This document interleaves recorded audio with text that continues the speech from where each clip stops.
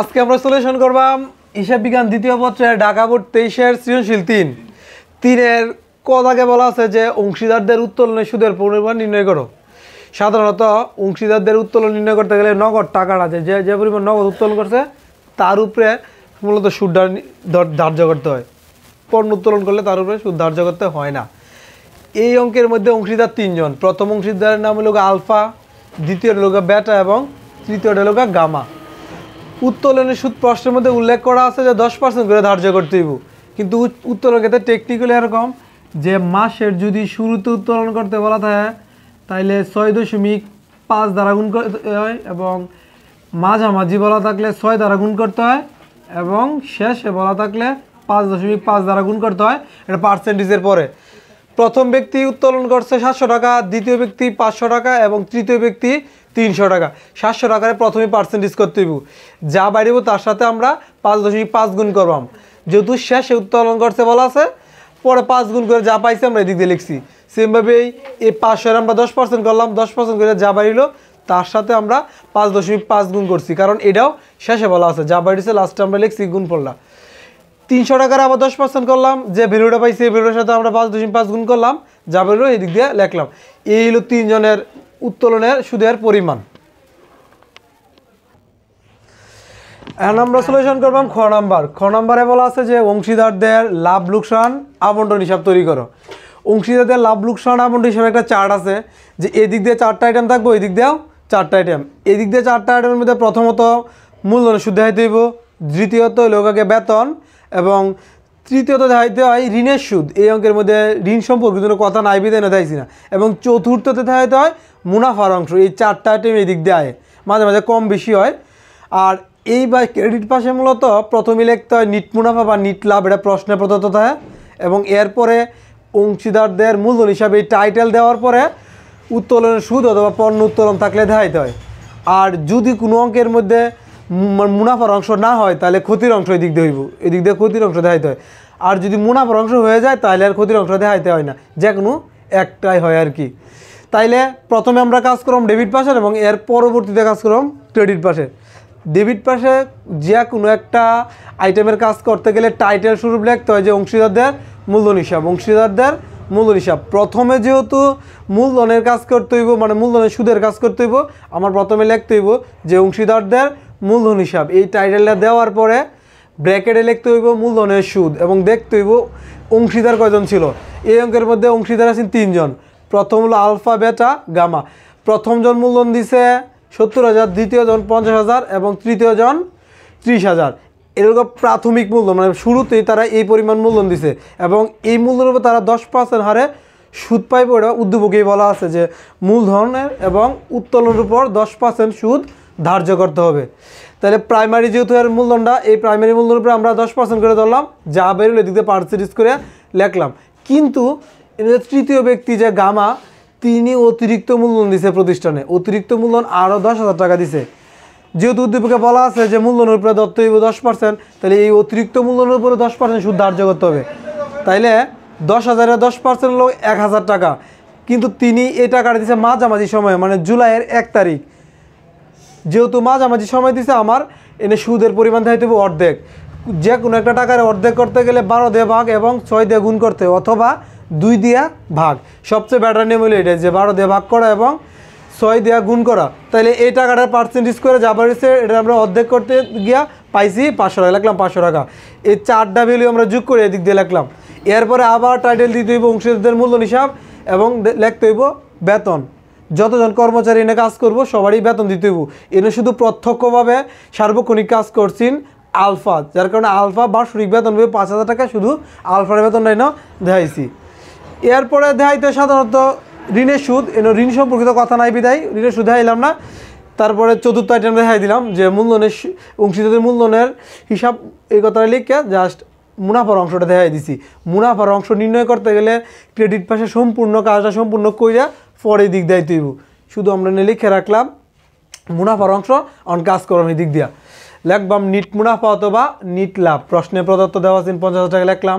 এরপর টাইটেল দিয়ে লিখতে হইব অংশীদারদের মূলধন হিসাব, পণ্য উত্তোলন অথবা এই উত্তোলনের সুদ দেখাইতে হবে। এই অঙ্কের মধ্যে পণ্য উত্তোলন নাই, তাই লিখছি উত্তোলনের সুদ।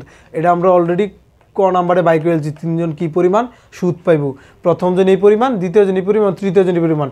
এটা যোগ করার পরে 825 টাকা বাড়িয়েছে। এই ভ্যালু আর এই ভ্যালু যোগ করে এদিক দিয়ে লাগবাম 50,825। এই ভ্যালুটা যেহেতু বড়, এই ভ্যালুটা এদিক দিয়ে স্থানান্তরিত করে ডেবিট পাশে আনবাম, এদিক দিয়ে লাগবাম 50,825।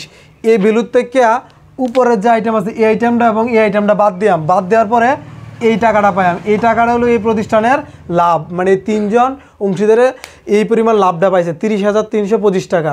এটা তাদের মধ্যে আমরা অনুপাতে বন্টন করে দিলাম, লাভের অনুপাতে এই টাকাটা বন্টন করবাম। লাভের অনুপাতটা অলরেডি উদ্দীপক দেওয়া আছে যে 2:1।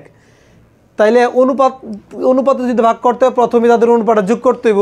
তাহলে তিনটা ভ্যালু যদি আমরা যোগ করি পাইয়াম 5। যেহেতু যোগফল এনের যে লাভের পরিমাণটা এটারে আমরা 5 দিয়ে ভাগ করতে হইব এবং 2 দিয়া গুণ করতে হইব। তাহলে আমরা প্রথম জনের মুনাফার অংশটা পাইয়াম। সেমভাবে আবার এই টাকাটারে আমরা 5 দিয়ে ভাগ করবাম এবং 2 দিয়ে গুণ করবাম, তাহলে আমরা দ্বিতীয় জনের টাকাটা পাইয়াম। সেমভাবেই আবার এই লাভের অংশটারে 5 দিয়ে ভাগ এবং 1 দিয়া গুণ, তাহলে আমরা তৃতীয় জনের মুনাফার অংশটা পাইয়াম। এই তিনটা যোগ করার পরে এই টাকাটা মিলবো, তাইলে আমার অঙ্কটা মানে ঠিক আছে। এই হলো আমাদের খ নাম্বারের আনসার। এখন সলিউশন করবাম গ নাম্বার। গ নাম্বারে বলা আছে যে অংশীদারদের চলতি হিসাব তৈরি করতাম। আর অংশীদারদের চলতি হিসাব আর অংশীদারদের মূলধন হিসাব এই দুইটা কথাই মূলত গ নাম্বারে বলা হয়। একটু তাদের মধ্যে তফাৎ আর কি, যেহেতু অংশীদারদের চলতি হিসাব কথাটা বলা আছে, এদিক দিয়ে মূলধনের কাজটা আর করতে হইতো না। তাহলে যেহেতু চলতি হিসাব বলা আছে, প্রথমে আমার ডেবিট পাশে লিখতে হইব উত্তোলনের কাজটা। উত্তোলনের কাজটা বলতে গেলে এই নিয়ে তিনজন ব্যক্তি কিছু না কিছু উত্তোলন করছে। প্রথম ব্যক্তি করছে মাসে 700 টাকা, দ্বিতীয় ব্যক্তি করছে 500 টাকা এবং তৃতীয় ব্যক্তি করছে মাসে 300 টাকা।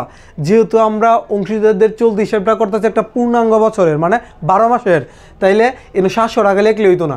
এই প্রত্যেকটা উত্তোলনের সাথে 12 দ্বারা গুণ করতে হইব। তাহলে 12 দ্বারা গুণ করলে এই নিতেছে 8,400, এই নিতেছে 6,000, এই নিতেছে 3,600। মানে তারা যে পরিমাণ উত্তোলন করছে সেই টাকার সাথে আমরা আর একশো করে 12 দ্বারা কী করছি গুণ করছি।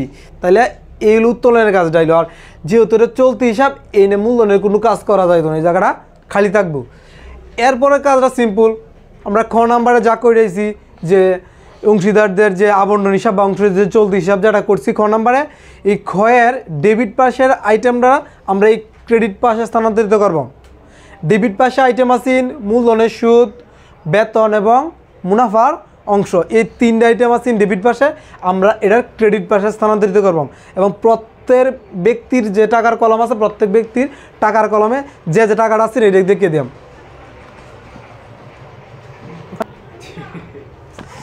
এনে মূলধনের সুদ প্রথম ব্যক্তির লোকাকে 7,000 টাকা, দ্বিতীয় ব্যক্তির 5,000 টাকা এবং তৃতীয় ব্যক্তির 3,500 টাকা।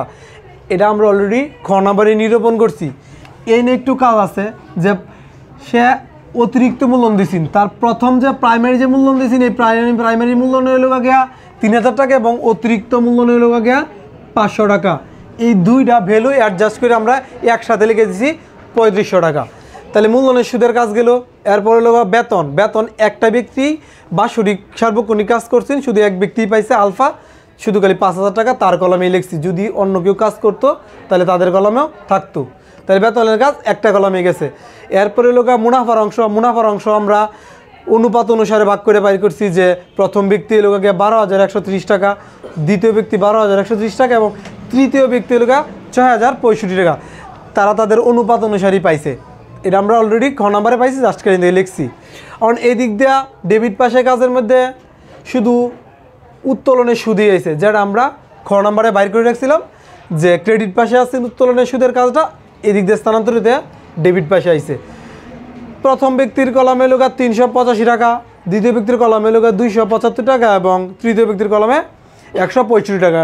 এটা আমরা এছাড়া ক নাম্বার নিরূপণ করছি, জাস্ট তাদের কলমে আমরা ভাগ ভাগ করে দিছি। এদিক দেওয়ার ব্যালেন্স থেকে এদিক দেওয়ার ব্যালেন্সটা একটু বেশি বা বড় মনে হয়, যার কারণে আমরা এদিক দেওয়ার ব্যালেন্সটা প্রথমে আমরা বাইর করছি, মানে যোগফলটা আগে নিরূপণ করছি। এর যোগফল বাইর হচ্ছে 24,130, এই যোগফল বাড়িছে 17,130 এবং এই দিক দিয়ে যোগফলটা বাড়িছে 9,565 টাকা।